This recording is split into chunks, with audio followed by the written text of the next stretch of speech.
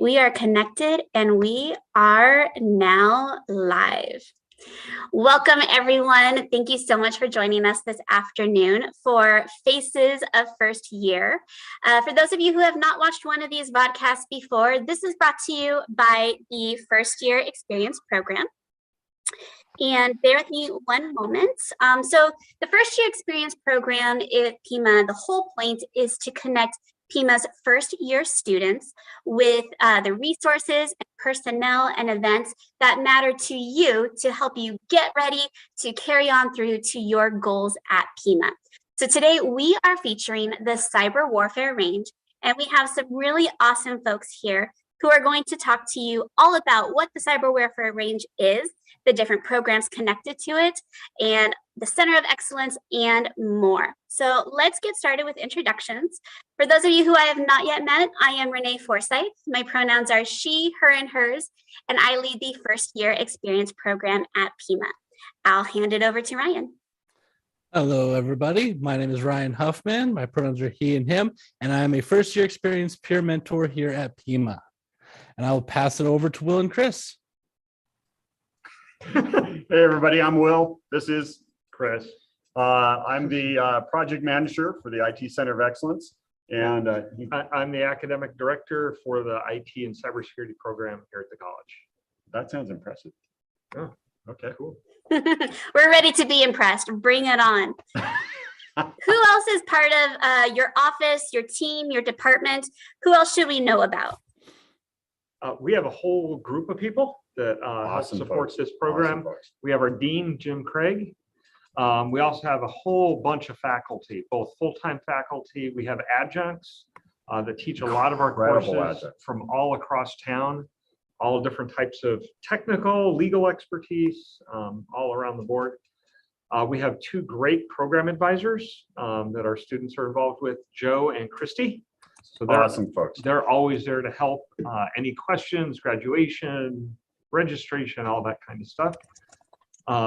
Then we also have data center specialists, and very soon we're going to have interns. And those are folks that are here keeping this whole place open, keeping things happening so that you've got some place to come down, jump in, and have a good time with. And it's a cool place. Yes. And a lot of those are actually students, but they're also part-time employees. So, and then we also have, and you're about to hear about the Arizona Cyber Warfare Range, we've got a whole bunch of volunteers here as well. So that's people throughout the community, business professionals, folks that are in the industry that you can come down to hang out with as well and learn a huge amount and just have a blast. Yep. And then we've got the student club. Man, we have one of the most awesome student clubs going. Thank you very much, Ryan. Ryan is the president of the Super Users Student Club. And man, they're rocking it. Wait, Ryan, how many folks do we have now in the club? There are currently 250 members in the PCC Super Users Club. Wow. Yeah. So it's a rocking good time. That's awesome. Absolutely. Beautiful. Well, tell us a little bit more. Ryan, what do you want to ask of them? Well, for somebody like me, I already know what the Cyber Warfare Range is and the Center of Excellence, but for all of those in the YouTube world who may not know what these amazing initiatives are, what is the Cyber Warfare Range and the Center of Excellence? Well, so you go to most places, right? And if you're interested in learning cyber or you want to go through a program, you get a lot of really good theory and standard sort of classes. Well, this isn't that. What we do here is I used to be the director of cybersecurity and networks for the college. Chris used to be the director of technical services over the data center and all systems. And we were sitting around and we were like, okay, how can we, well, go ahead, you tell me the part. So one of the problems we had years ago was we couldn't hire students coming out of higher ed. Didn't matter where they were coming from, because they knew the theory, they could read the book, they could watch the videos, they could pass a test, but you put them down at a keyboard and they couldn't actually do the job. So we started asking ourselves, how do we fix this problem? Well, we have to give them hands-on experience. So the first thing people think of is internships. Well, great.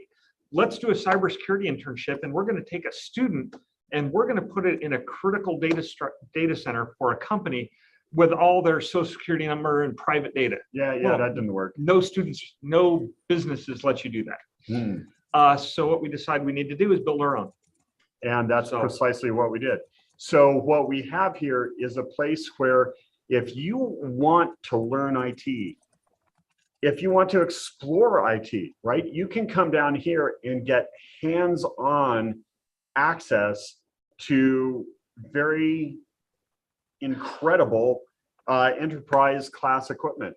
And we also have, along with a student-run data center, right? This whole center of excellence is separated from the college. So the students are the ones who run the whole place, right? So you get that hands-on. Yeah. And all these computers behind us and stuff, those are all managed by students. So this is volunteer operated. That's really neat. Well, the Cyberwarfare Range is volunteer operated. So the students are part of this, but the right next to that, so here you learn the business best practices, right? You get to work with a data center, all the right way to do things. And then we teamed up with a group called the Arizona Cyberwarfare Range, which is a volunteer group out of Phoenix. And so we have this space here at East Campus right next to this where you learn here how to do it right. You go over there and you learn how to break it, right? And when you walk in the door of the place, you get the whole concept of our culture right in front of you. It says, leave your ego at the door, right? So we get into this situation where we want to break down and get rid of that concept of teachers and students to a large degree and bring it down to where we're just a whole bunch of peers trying to work together to make things happen, right? And to learn and to grow and to help each other. So that when you walk into the range, no matter who you are, you have two jobs. You're both a teacher and a student. So you get to walk in and be part, and you know, all the time, right? We get the questions of, okay, my sister's brother's parakeet's last owner's friend wants to go into IT. There should be money there, right? They say there's jobs and security and it sounds exciting and there's money. So I want to do it. But do you really want to do it? Do you know what it's even like? So the Cyber Warfare Range is a great place where you can come because it's open to the community. You don't even have to be a student to come in there. 100% free. You come in and you get to try it out. See if you've got that aptitude, that passion, and you get excited by it. And the cool thing is that one of the things that you pick up from that is that, you know, you don't have to have a major math background to get into IT. You really don't even need prior experience. Yeah, actually, our math requirement in our degree program is math with spreadsheets, because really that's all you need, that or better, you know. So there's these stereotypes in IT, you know, that you had to be, you know, 2 years old, you were building your first computer, or you've been a gamer since you were, you know, 5, and, you know, all this stuff. And that is, okay, some of us have been, Ryan, but he called you out. Certainly not a requirement by any stretch to be successful in it. What you need is a passion and determination, some persistence, and curiosity. Curiosity. Do you love solving puzzles? Is what I always like to say. Mm-hmm. If you like solving puzzles and working on a problem and figuring out, and you have a different way of thinking about things, it's partially art. You know, looking at things from different perspectives. That's why we encourage, when everybody comes in there, we have people from nursing coming in there. We have people from all different backgrounds, and they all bring that richness and that perspective that when we all get together, because nobody knows everything there is in IT. So it's not going to happen. So let's start off with that premise. Right. Let's toss that out, right? Nobody knows it all because it's always changing all the time. Well, you were even saying earlier how there's professionals in the field who come and use this range, right? Tell us a bit more about that. Well, the cool thing there, right? So there's a lot of really cool IT happening in Tucson, right? We've got IBM, we've got Raytheon, Tucson Electric Power, small businesses galore. But some of those folks have these compliance areas where they have to be very careful about what they do, when, where, and why. Good example. Let's say you read a story about some cool piece of malware that just came out, and you want to check it out and see how it works. That's that inquisitive detective kind of mindset, right? You don't go to TEP and download the malware on their computers and run it to see what it does, right? That's going to be a bad idea. You also don't do that at your home. You know, you could send it to Ryan, but you know, that's nice. So the range is someplace they can come and they can actually download malware right off the dark web and run it and see what it does. And play and experiment in a safe environment. Now you don't do your banking in the range, okay? No. No, not the place for that.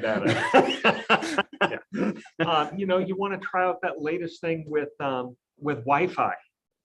And maybe you want to set up a little hack that you pretend you're Starbucks, and then anybody who connects to Starbucks. Anyways, there's a little hack you can do with that.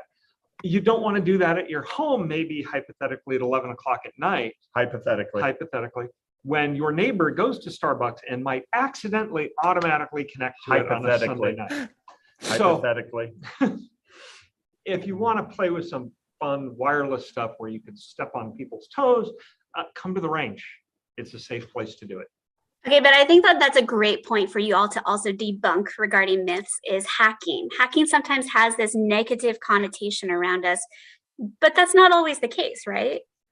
No, not at all. We actually teach a class on ethical hacking, and ethical being the key part of it there. There's actually jobs. Pen testers, one of our faculty, it's what he does for a living, is he hacks into companies for a living. And that's short for penetration, by the way. Penetration testing, yeah, thank you. Basically, what he does is they pay him to hack in so they can find the weaknesses in their system. You know, how do you defend the system if you don't know how people are attacking the system? So the way you do that, you have people hack it. And there's actually laws on the books now that some states and organizations require you to do a pen test every year on your organization. So all of this sounds fun and exciting and all. How would somebody get involved and started with this? Where are we going to go? When's a good time to stop by?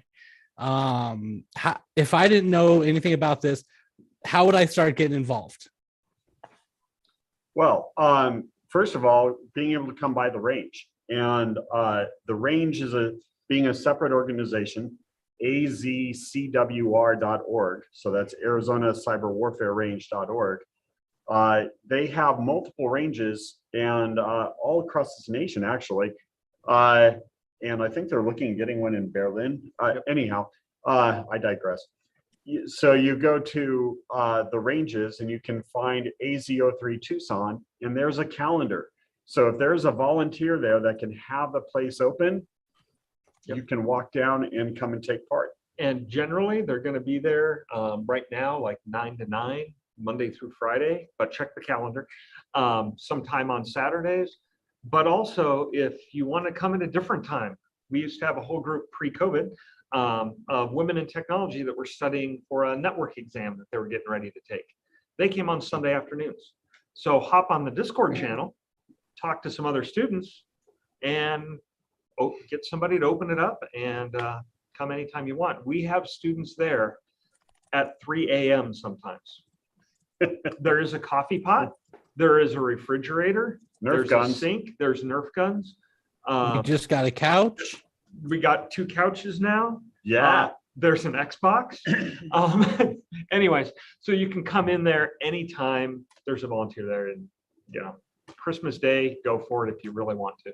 And also know that it's a place where you really want to be able to feel comfortable, right? It's a place where you can come in, and if you don't know anything, some folks there can help sit you down at a computer, help get you going on some targets, things of that sort. You don't have to have great deal of knowledge. There's some that you can just walk through and have a little guide and be learning as you go. And if you have any questions, there's a whole bunch of folks there that are awesome individuals. And you just walk in the door and say, hey, I'm new.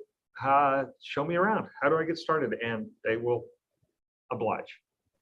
So to me, this sounds like a whole bunch of superheroes getting together and making something awesome, which gives me the question, if the Cyber Warfare Range was a superhero, which superhero would it be and why?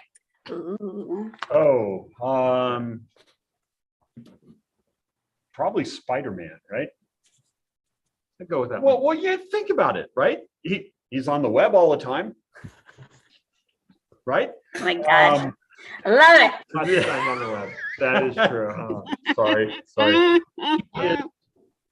Good with very bad puns. Does that kind of cancel each other out? Yeah. Anyhow. But then the other thing, right, with Spider-Man is that he's humble. So there's the whole concept of leave your ego at the door, and he's smart. He's willing to figure things out and try things and explore. And his goal is always to make things better. The goal is to make things better. And we cover that heavily in the range and in our whole program, right? Because to do any of this hacking outside of the range environment or outside of the COE environment is, well, quite frankly, illegal. And you don't want to end your career before it starts. When you look at Russia, for example, they have hacking cafes where you can hack anybody except Russia. The Chinese, they create hackers like our baseball leagues. They have everything from little leagues on up to the major leagues. And we tend to put people in jail. So how are you going to get those skills? How are you going to have a place where you can go and explore and figure out? And that's what the range is for. And I would add one other thing too. Maybe you're not interested in an IT career and being in cybersecurity, but cybersecurity is now everyone's job. Everything's connected to the internet, from healthcare devices to, the railroad crossing arms. Those are all connected. All of your electrical meters, everything's connected. So no matter what field you go into, you need to be aware of cybersecurity. So even knowing how people are attacking and that sort of thing is important no matter what field you go into. So there's value there, even if you don't want to be that computer cyber guy or gal. Well, and you were also explaining a little bit earlier how this range does so much to give back to the community and also help, with various safety aspects and situations. Share some of those stories, please. Yes, so they do cyber awareness presentations and things like that. And there has been situations like, as an example. Well, keep in mind too, the range, the folks that are involved with the Arizona Cyber Warfare Range are a very unique set of nation state level hackers, right? They are folks that work with all the 3-letter acronym organizations. Yeah. Right. So as an example, somebody I'm familiar with, 14-year-old was abducted, disappeared one day at 5 a.m. Dad doesn't know where she is. Her phone's left outside the door. Calls and says, hey, what can you do here? Can you get anything off her phone? Well, if you pull stuff, type in the code too many times, it erases. So we didn't really want to mess with that. But we got the cell phone logs with the phone number. And, the police response is a runaway, call back in 24 hours kind of response with some very generous people on a Saturday morning. Took that phone number, and within the matter of hours, we knew who it was. We knew that he had been grooming her for 2 years. We knew all sorts of information about that. They were able to hand over to law enforcement, and the Amber Alert went out that night. And good thing to say, she was recovered the next day, safe, and he is serving a very long prison sentence now.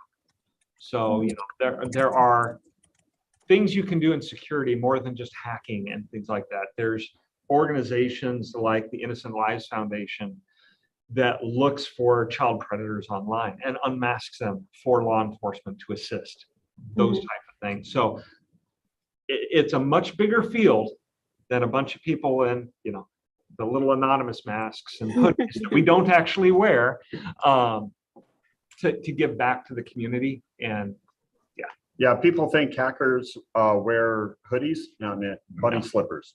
Well, I think that also goes back to the superhero analogy. I would agree, especially after hearing that story. Thank you for sharing. Yeah, and we've had some incredible speakers come through, like Chris Roberts, for example, a friend of the group. He kind of you know, I'd say he was a pretty good hacker, wouldn't you? Allegedly hacked in through the in-flight air system and was able to make an airplane veer a little bit in mid-air. Hacked the Mars rover, had it playing Freddie Mercury's God Save the Queen one morning. He's hacked trains, automobiles. But he was here in October with a panel of other great people to speak to our students. And they had great 3-4 hours on how they got in the field, what they liked about. I mean, it was just a great back and forth conversation. Yeah, I have a podcast where you can actually go back and see that. But the other cool thing is they did that for like 2 hours. And then once the podcast ended, they stayed for another 2 hours answering every question that everybody had. I mean, they're just incredible folks. That's awesome. So there are events and things like that we're working on in the future, and you know, you'll see a lot more coming through the student club, and all of that gets funneled through the student club. So keep an eye out there for that. I think that's a great segue. We've got Ryan here, who actually is a big part of that Super Users Club. Ryan, can you tell us a little bit more about that? What people can look forward to, how to join, etc.? So the PCC Super Users, again, is the student IT club here at Pima. We've got 250 members in the Discord, with many of them being active on a regular basis. We do weekly meetings on Saturdays at 5 o'clock every week. Half the time we're talking business and just what we want to see out of the club. Half the time we're doing things like CTFs or skill growing activities. Yeah, sorry. I was gonna say what? Capture the flags.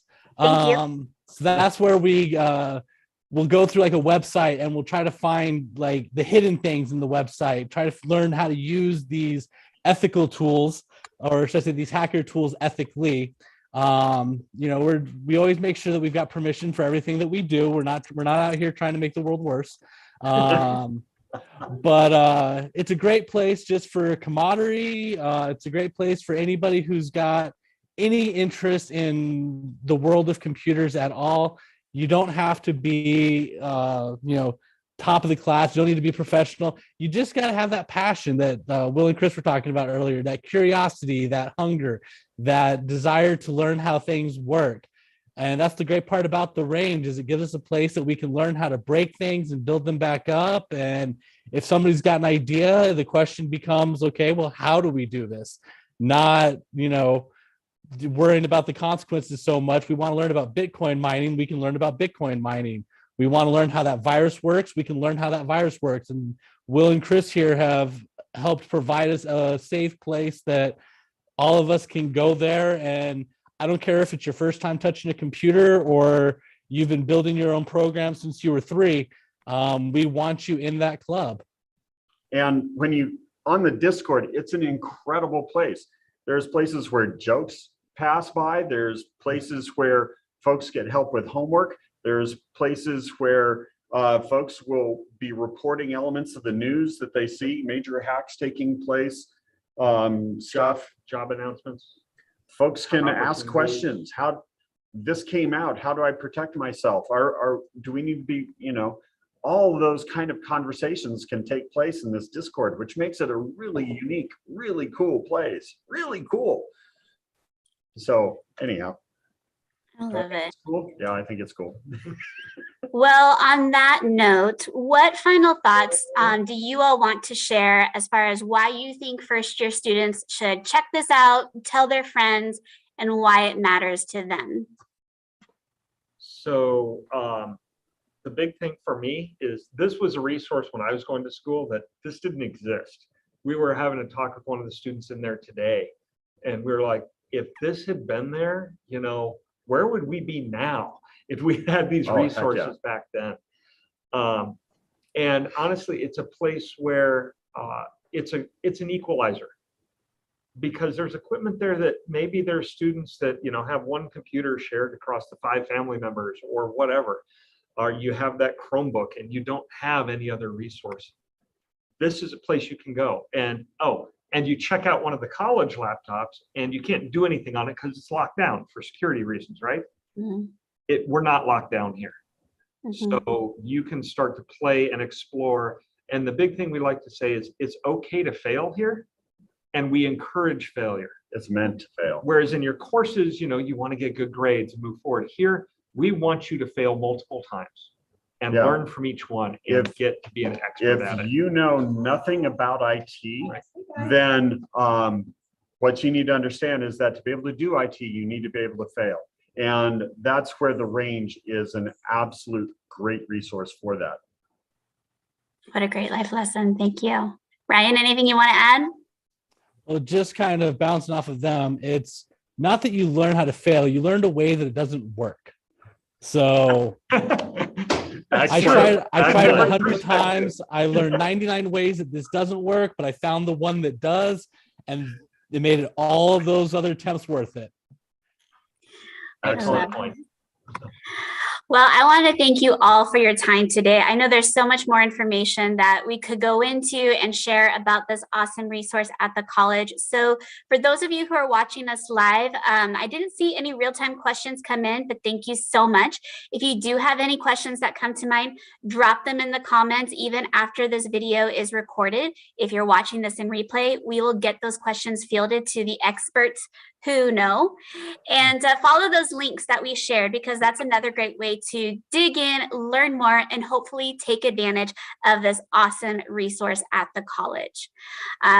This is going to be our final Faces of First Year for this spring semester in 2022, but keep an eye on our social media pages at Pima FYE on Facebook, Instagram, Twitter, and Pinterest, and this YouTube channel at Pima Student Engagement for future events that will be resuming in the fall. And if you like what you learned, make sure that you click the like button and subscribe. Thank you everyone so much for today. We will see you all later.